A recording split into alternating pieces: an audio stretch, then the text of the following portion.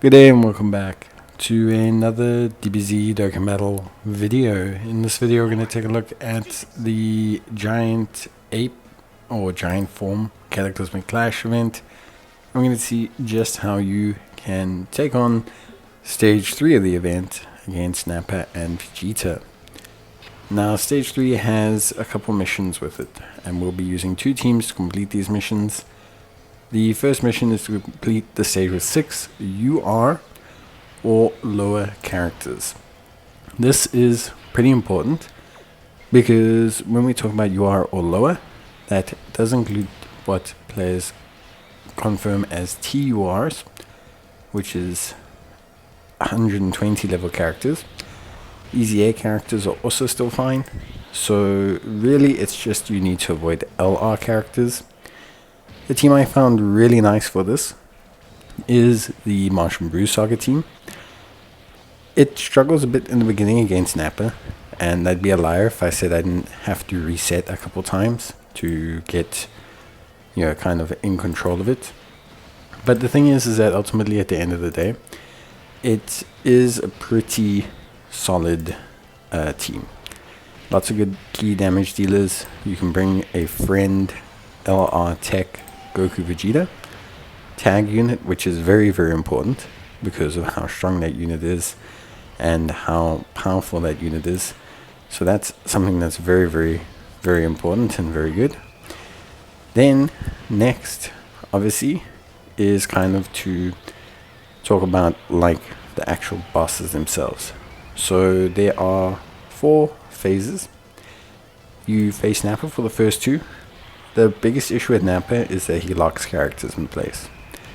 When you face just Nappa, you have 100 mil health, 750k attack, 1.8 mil super, but he will lock one of your characters in place. When you have Nappa, the second phase, the giant form version, he hits for 800k, has 70 mil health, but he hits for 2.8 million on the super.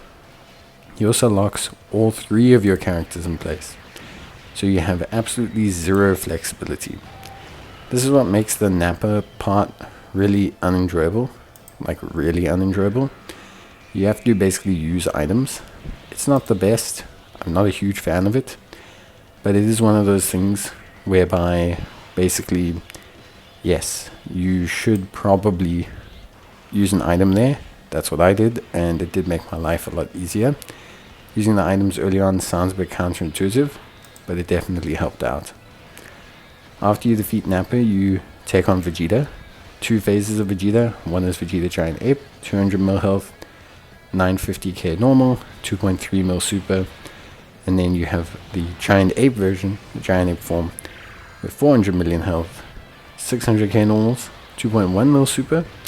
But he gains attack of 10% with each attack received, up to 200%. So he scales up really quickly, really fast, and he can do a lot of damage.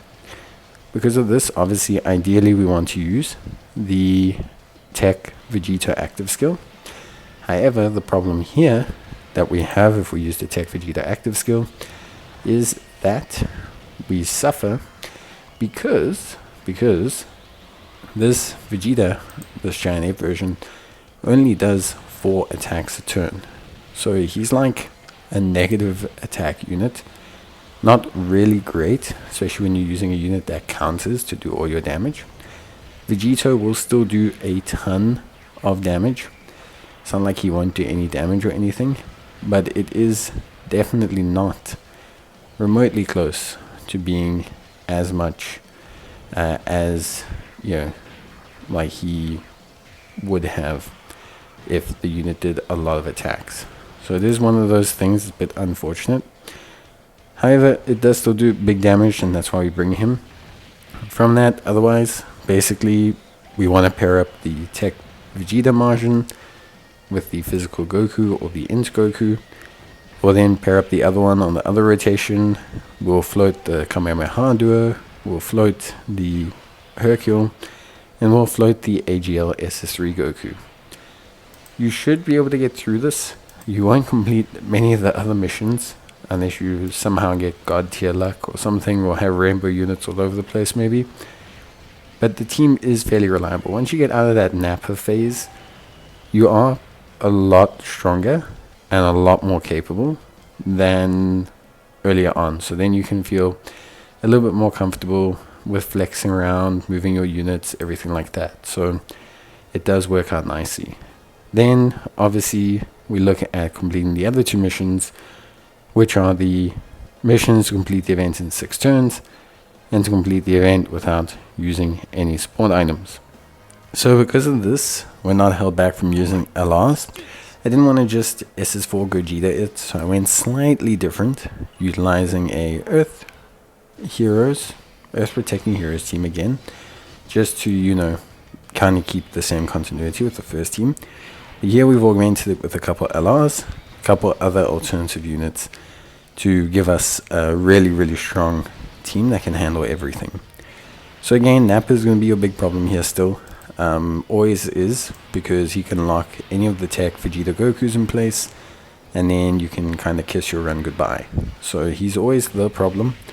Just doesn't necessarily mean that he's the only problem. Once you get past Nappa, you kind of run into the same thing. It's like, okay, past Nappa, just need to use the active skills properly, just need to use this properly, and then bam, you know, we've done it, we've won. So really, once you've done that, you're really quite straightforward. Like, I think you're pretty much good to go. From that point onwards, if I can be honest, I think it's fairly simple. Once you get to that Vegeta phase, you just need to get through him. Your biggest issue is kind of the time. If you get a jank rotation, so if you get locked, especially in the second phase against Nappa, you can run a bit close for time. The good news is, as long as you get AGL Goku Vegeta alongside Tech Goku Vegeta, the chances are you're probably going to be sitting, in a good spot. Because the 2 of them, the active skill, like that combination, it just always does big damage. It's just always something like that is, so, how can I say, like, so big in terms of output and damage and everything like that. It just honestly feels like there's just not a huge issue that players might have with, this event. So for me, definitely, once you can kind of get to that active skill phase, you're good to go. I mean, you'll see we'll beat Vegeta in 1 turn, but you want to kind of get there around turn 5. You want to give yourself 2 turns just in case you don't just manage to clip the damage, and then you can give yourself that extra turn to say, you know what, I'm going to wrap things up here, I'm going to do enough damage. The team, I think, is fairly straightforward. I don't think anyone should be surprised at the team. It's a simple one. Earthbird Fighters, we've got floating into SS4 Vegeta for good damage, we've got the 2 SS4s.